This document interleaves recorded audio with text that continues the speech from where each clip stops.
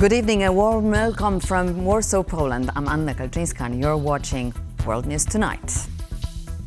A Slovakian parliamentary delegation is in Moscow. Are Slovakia's ties with Russia becoming stronger? How far into Europe do Vladimir Putin's tentacles reach?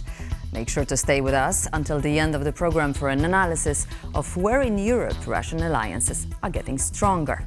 But before we dive in, let's take a look at the latest headlines. A new wave of arrests in Georgia following anti-government protests. As the list of detainees gets longer, the intensity of the conflict shows no signs of decreasing. We know the results of the first exit poll for the presidential election in Croatia. And a serious threat of flooding on the Polish coastline following intense storms. A Slovakian parliamentary delegation left for Moscow on Sunday. Bratislava is seeking a solution to Ukraine's decision to halt Russian gas deliveries to Europe.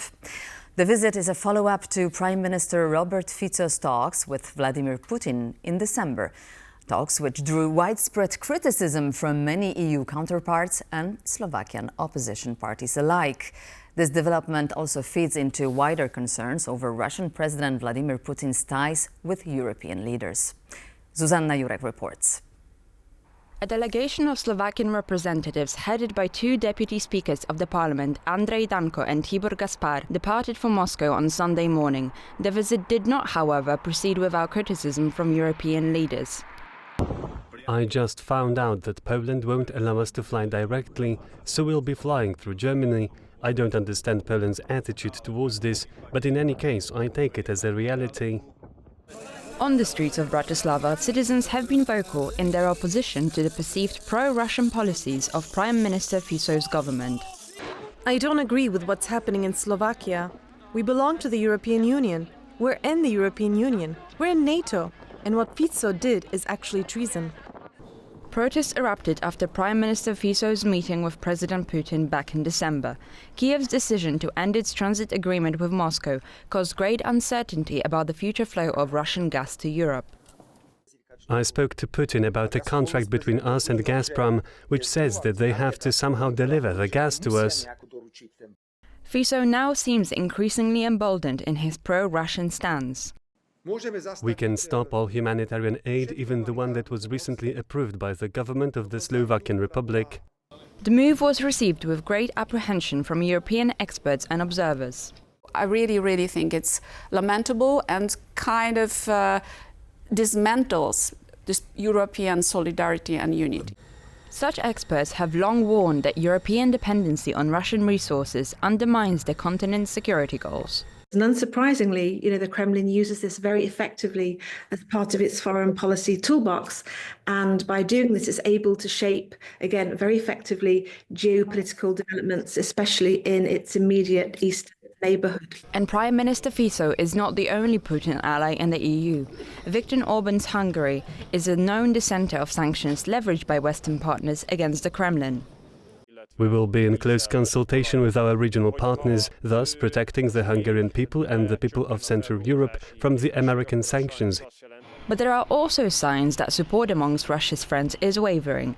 Back in November, Austria's domestic OMV cut ties with Gazprom following a court dispute. We will not allow ourselves to be blackmailed by anyone, not even by the Russian president. And at the same time, Serbia, so far a staunch ally of Putin, has shifted onto a more pro-EU pathway. We will not change the goals of our foreign and domestic policy, which means that Serbia's path to European integration and commitment to a European future will remain. Serbia's pro-EU journey may soon gain momentum. Serbian oil and gas company NIS was heavily hit by the most recent package of US sanctions due to its majority Russian ownership. Cut off from Russian gas supplies, the question is now how resilient President Putin's friendships with European leaders prove to be.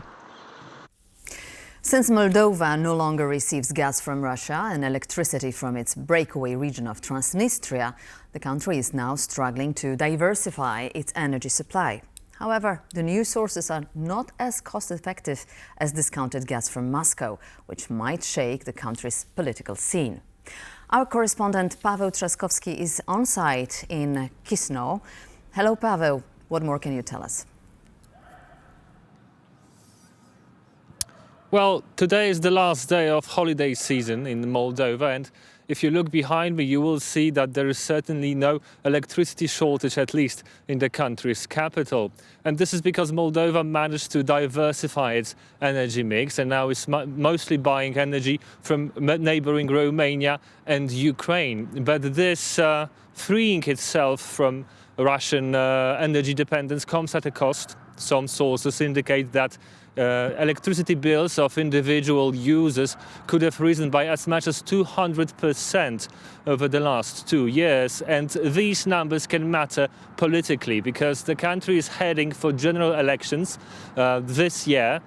And if the prices of gas and electricity grow even more for individual users, some Moldovans might reject the pro-EU bid of the current government and while voting show that they miss the times when they got discounted energy supplies from Russia, of course, for the price of dependence. Back to you. Paweł Trzaskowski from Kisno. Thank you very much. 2 North Korean soldiers have reportedly been captured by Ukrainian forces in the Kursk region. The development is a crucial piece of evidence that North Korea is involved in Russia's full-scale invasion of Ukraine. The apprehended soldiers are now cooperating with the Ukrainian security service. Piotr Miszczuk has more.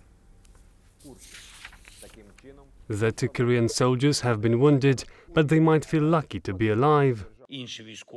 Other North Korean soldiers and Russians keep trying to finish off their wounded Koreans, specifically to prevent them from being captured. With reports of Russians burning the faces of dead North Korean soldiers to hide their identity, the capture of the 2 living combatants provides solid evidence of the North Korean presence in Kursk. They were taken with their documents, Russian documents, which showed that Russia is trying to cover their North Korean involvement in the war, because they had documents on the name of Russian citizens from Tuva Republic, which is just complete lie. And these people are from North Korea, they told it themselves. The 2 were fighting against Ukrainian forces in the Russian region of Kursk. After apprehension, they were transported to Kiev, where they were interrogated by the security service of Ukraine. They have already provided the agency with crucial intel. During interrogation, the North Korean soldier who had a fake ID told SBU officers that the document was issued to him in Russia in the fall of 2024. According to him, part of the North Korean combat units spent a week training with Russian forces. However, the intel collected is expected to be more useful for purposes other than military ones. Very important, again, as I told you, to show to all our partners that Russia, first of all, is not so strong like they try to show, because they need to ask Iran for weaponry, North Korea for soldiers. Multiple intelligence sources have indicated that upwards of 10,000 North Korean rank and file have been deployed to help Russians stave off the Ukrainian offensive in the Kursk region. Last month, the Biden administration reported that more than 1,000 of them have been killed during the fighting. The publisher of a Georgian opposition newspaper, Mzia Amaglobeli, has been detained by police along with approximately 300 other demonstrators angry about the results of the nation's general election in October. Georgians have repeatedly been taking to the streets, protesting the ruling pro-Russian Georgian Dream Party. They are demanding new elections and the release of those imprisoned. Piotr Miszczuk has this report. In the capital of Tbilisi, a banner with names of people apprehended by the police during countrywide protests has been put on display by student demonstrators. A new name has now been added to the list after journalist and owner of an opposition paper, Mzia Amaglobeli, was arrested twice on the same day. They first detained for playing this sticker on the wall of the police department, and then they realized her. But then there was an incident because policemen just harshly addressed with her. And it was like a little incident, and they just detained it in second time. The informal leader of the anti-government protests is the country's former president Salome Zurabishvili, who left her position but still claims to be the legitimate president. She recently addressed the Georgian people, saying the country is in the grips of Russia. Russia has always fought against our unity and will continue to do so. But it's where Russia will ultimately be defeated, because our unity will prove to be stronger. It has always been Russia's historical goal to divide and rule. In recent weeks, the explosive situation in Georgia has been widely covered by TVP World. Our correspondent, Don Arlev, who reported on events from the middle of the violent protests, said he was witness to several instances of police brutality. Well, we did see one gentleman hit in the head with a gas canister fired from the police. Whether it was intentional or not is hearsay. The government is cracking down on protests and recently banned wearing face masks at public gatherings. But Georgians are not willing to stand down. We are going to stand as long as it is necessary to change this Russian regime. Now Georgians are gearing up for a nationwide anti-government strike on January the 15th, where people throughout the country will stop working for 3 hours. Croatians headed back to the polls for the second round of the national presidential election. The two competing candidates are Croatia's incumbent president, Zoran Milanovic from the Social Democratic Party, and Dragan Primorac, a representative of the Croatian Democratic Union. As it stands, Milanovic is likely to emerge as the winner, based on the exit polls. Sonia Gatabishchan has more. Alongside their fellow citizens, the two competing presidential candidates cast their votes, which will determine who will assume the nation's top office. Looking at the exit polls, Croatia's incumbent president Zoran Milanovic from the center-left Social Democratic Party is likely to emerge as the winner against his opponent Dragan Primorac, a representative of the ruling center-right Croatian Democratic Union. A lawyer by education, Milanovic has been Croatia's president since 2020 and has previously served as prime minister. During the campaign, he urged voters not to allow the current Prime Minister Andrej Plenković to influence the presidential election, highlighting his opponent's connection to the Croatian Democratic Union. When it comes to foreign policy, Milanovic has been criticized by some for not wanting to send Croatian soldiers to Ukraine. The defense of democracy does not consist of accusing everyone who thinks differently from you of being a Russian agent or working for Putin. Primorac previously served as the Minister of Science, Education and Sports between the years 2003 and 2009. He is a pediatrician who returned to politics after 15 years, campaigning for family values and patriotism, as well as a stronger Croatian position towards Ukraine as a NATO member. In a short period of time, I tried to present myself in the best possible way. The election results are not expected to bring any major changes to Croatian foreign policy. So Croatia is not Slovakia, Croatia is not Hungary. We are 100% pro-Ukraine, we are 100% pro-EU, and we are on the border of the EU, so we are very careful what we do. So we are with all our heart EU, NATO and pro-Ukraine. According to the State Election Commission, by early January, Primorac spent 854,000 euros on his election campaign, nearly 4 times more than Milanovic's 215,000. During the first round of the election, Milanovic surged ahead with a record lead of nearly 30% over Primorac. In a significant development, the Israeli Defense Forces have authorized a plan to withdraw troops from certain areas in the Gaza Strip.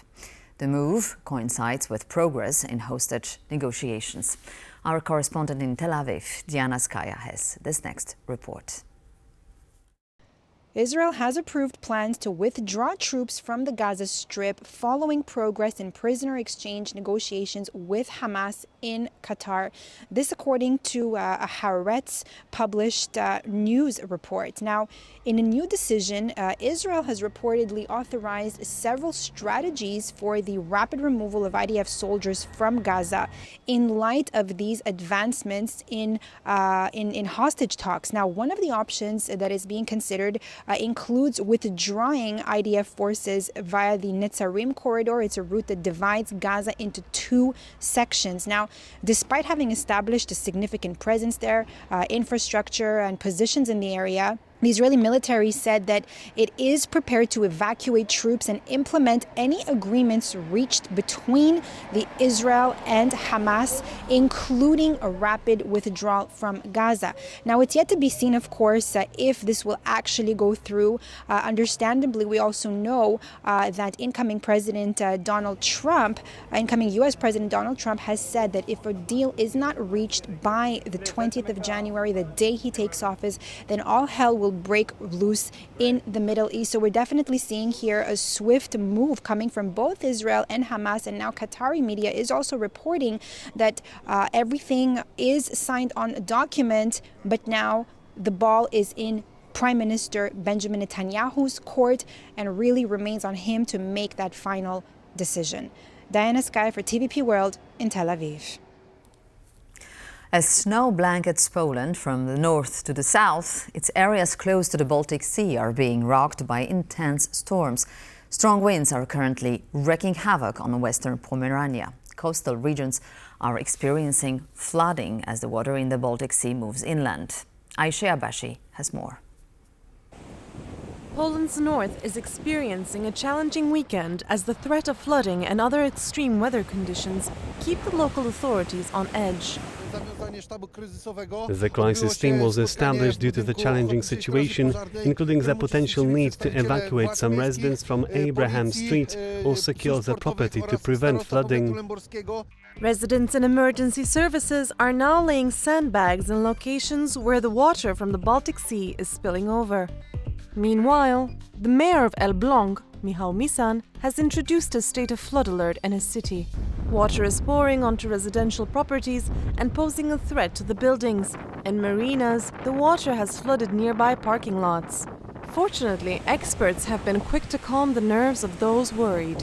This what we observe is nothing exceptional in this season because Baltic in the winter normally experiences storms and strong winds. We also see snowing, so the level water is a little bit higher than normally. Power outages in the West Pomeranian region caused by the weather, as well as storm surges in the Baltic Sea, are expected to push into Sunday.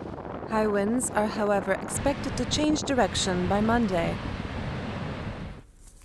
The performance directed by Mariusz Strelinski once impressed Placido Domingo himself, who admitted that he had never seen such an excellent production of Madame Butterfly in his long life. Puccini's opera is now being performed in Warsaw with a stunning role by world-class opera singer Aleksandra Kurzak. Karolina Szapland has more.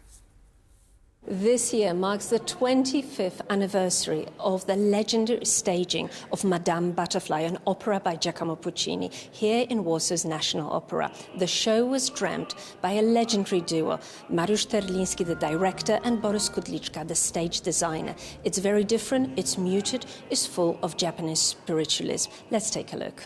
I made a show which is unrealistic, which is metaphorical, which is more meditation than real life. And that for me was very important because I'm totally truthful to the Puccini music. Madame Butterfly, Ciocia-san, is sung by Aleksandra Kurzak, Poland's most famous international soprano. She admitted to us that this role is particularly challenging to her, both as an artist and as a mother. I am in love with the music of Puccini. It's my favorite composer. So this is a huge achievement for myself. And as I call this role a Mount Everest each time when I sing it. I have to say the music is so fresh and so on the same time classic and modern. It's universal, it's forever. And the music is a right connection with the story. Madame Butterfly will play here in Warsaw on the 31st of January and the 2nd of Feb.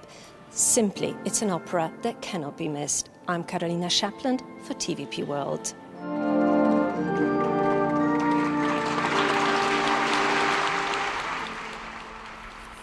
That is a definitely must-see to be seen in Warsaw only.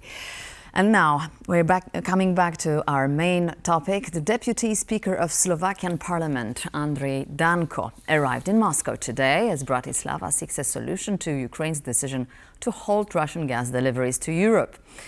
With Ukraine refusing to renew a transit deal with Russia, is it even possible for Slovakia to get Russian gas by an alternative method?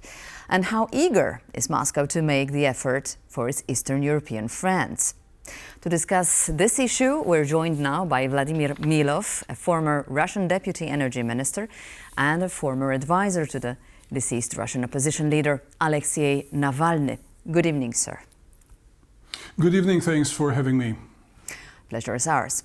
So Slovak Prime Minister Robert Fico said that Russian President Vladimir Putin promised that Russia's state gas company Gazprom would find an alternative way to deliver contracted gas to Slovakia. Will Moscow agree on this? Looking at the recent protests against the pro-Russian stance on the Slovak government, it might seem vital for Mr. Fico to secure gas supplies for the Slovaks, right? I'm absolutely sure that Moscow made a prearranged agreement with Fico's government to continue the uninterrupted supplies of gas to Slovakia, which is most certainly going on right now. There is available capacity for this through Turkish Stream pipeline that runs through Black Sea, through the Turkish territory and further on to the Balkans and Central Europe. I'm absolutely confident that Slovakia gets the gas, and Gazprom itself is very much interested in continued uninterrupted flow of gas to Hungary, Slovakia and other European countries which still continue to buy it. Because European exports is still very much profitable. That's the only thing that keeps Gazprom afloat these days. Energy exports to China are not generating any significant profits, so Gazprom needs continued sales to Hungary, Slovakia, Italy, whichever European countries are ready to buy it. I think what happens in public right now is this specifically played out drama to portray Ukraine as a hostile party which interrupts the security of energy supplies to Europe. But I'm pretty sure that Slovakia gets the gas all right. All right, we see. And so what is the significance and the meaning of the follow-up visit now organized by the delegation of the Slovak parliament? If you actually consider the long-term standing of the Fico party in Slovakia and its coalition partners and its other European allies like Hungarian Prime Minister Viktor Orban, what they want to do is they want to continue portraying the partnership with Moscow, with the Kremlin as something solid, pragmatic, and the policies of European Union, Brussels, which are continuing to support Ukraine in the war with Russia and against the Russian aggression, as something which is out of touch with pragmatic interests of the countries that they represent. So they want to portray a contrast, the smooth, pragmatic cooperation with Moscow versus Brussels injecting into more money towards the aid for Ukraine. I think that's the game, and Russia is very much welcoming that. They do not waste any warm words for European governments who still want to maintain contacts with Moscow. So again, this is played very much for PR to stir the public sentiment that it's a good thing to come back to business as usual with Putin. I will come back on that later. But in light of what you're saying, since the invasion of Ukraine, both Slovakia and Hungary were perceived as pro-Russian. Serbia was even referred to as Moscow's fifth column. But things have begun to change. And when it started with Serbs limiting their purchases of Russian weapons. So now, how important are the European ties to Russia? And what could the loss of another ally mean to Moscow? I wouldn't rush to judge that Moscow has lost an important European ally in terms of Alexander Vučić, the leader of Serbia. Yes, Serbian government does make certain steps back when being pressured by the West in terms of too much cooperation with Russia, like purchases of Russian arms, or most recently, like recent United States sanctions against Gazprom subsidiary in Serbia, which basically prompt Serbian government to consider buying off these assets from Gazprom. So Serbia yields to some pressure, but generally we see a widespread cooperation. also between security services of Russia and Serbia. We know certain cases where Serbian government actually helped Russia to persecute political activists who fled and resided in Belgrade in Serbia, escaping the persecution from the Russian government. Actually, Serb authorities assisted Russian government to get these people. So the cooperation goes on, and what you see are just, some headlines related to Serbian government yielding to Western pressure about too much cooperating with Russia. But generally, they still pretty much pro-Russian as they were, and there should be no illusions about that. It's interesting from the Polish EU enlargement goals point of view. But you've mentioned that before. I will come back to this business as usual with European leaders. Alice Weidel, AfD leader, said during the party congress lately that she would restore Russian Nord Stream. As she put it, we want the Nord Stream be put back in operation. So clearly the energy pricing is a highly sensitive issue for Germany. How likely do you think the business as usual comeback scenario would be, with the AfD scoring second in the polls? Hopefully not likely, because nobody wants to enter coalition talks with AfD in Germany, and they don't have any real prospects of coming to power. But Russians and their useful idiots in Europe, sorry for the term, but they will continue to push on this issue of war fatigue, of economic difficulties that were prompted by European decoupling from the Russian gas. Objectively, there are difficulties, no question about that.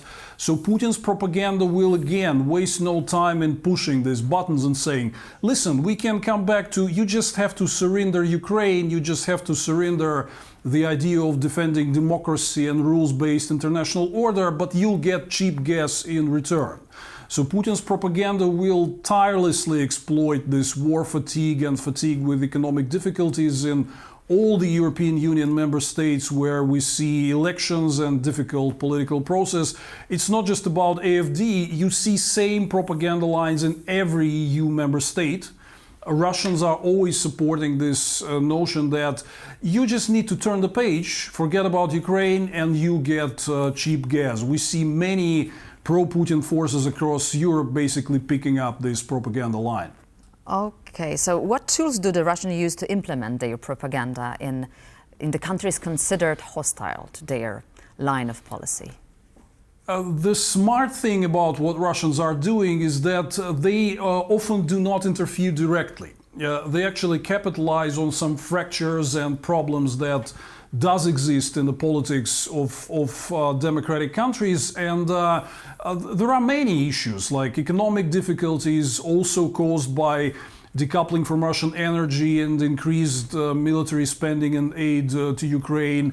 There are issues like migration, which Russia and its ally Lukashenko's Belarus have been weaponizing in big way. So there are all these difficulties with which voters in European member states are not happy about. And Russians are trying to push on these buttons to stir the controversy, to finance social media and media campaigns, and to support the politicians who keep stirring these difficulties with basic goal to act against mainstream European politicians who stay firm on the democratic course, on the course of supporting Ukraine, resisting Putin's aggression.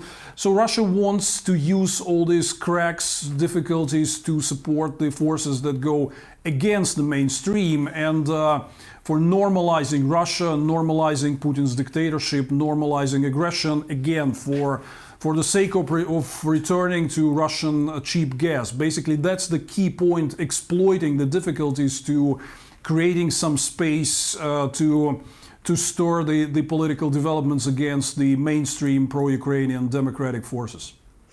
As we are just heading to the wrap-up, I would like to ask you a question about Poland, since its authorities have just published a report on the fight against Russian and Belarusian disinformation. So the situation is particularly sensitive right now ahead of the presidential elections coming up. It turns out that the Russians have planned to destabilize the situation in Poland and influence this election. So how real is this threat, and can it be effectively countered? We have multiple cases of documented Russian interference in various countries, not only in Europe but across the Atlantic as well. So Poland is a very strong and potent adversary to Putin, the country which was standing firm for all these years in defending democratic values, defending Ukraine against aggression. Definitely Poland is one of the priorities in all these hybrid warfare and disinformation campaigns. What is the objective here is to stir controversy, to multiply conflicts. Not necessarily that Putin sees the forces competing for presidency or governance as pro-Russian, but what they want is they want to see more conflict, which makes the whole system less functional. That's their objective. So they would want to capitalize on any possible differences, spread all kinds of disinformation. Particularly, I think one of the issues where Moscow will be hitting at is fatigue with very important and a large-scale support for Ukraine, with inflow of Ukrainian refugees. They will try to point at that as the cost, obviously, that Poland is paying for supporting Ukraine and try to stir negative sentiment against it. I think that will be one of the main objectives of the Kremlin's propaganda. Thank you so much for your comments tonight. Vladimir Milov, a former Russian deputy energy minister, was our guest tonight. Thank you again. Thank you. And that's it. That's all we've prepared for you in this edition of World News Tonight. But please stay tuned to TVP World. Thank you for watching and see you soon.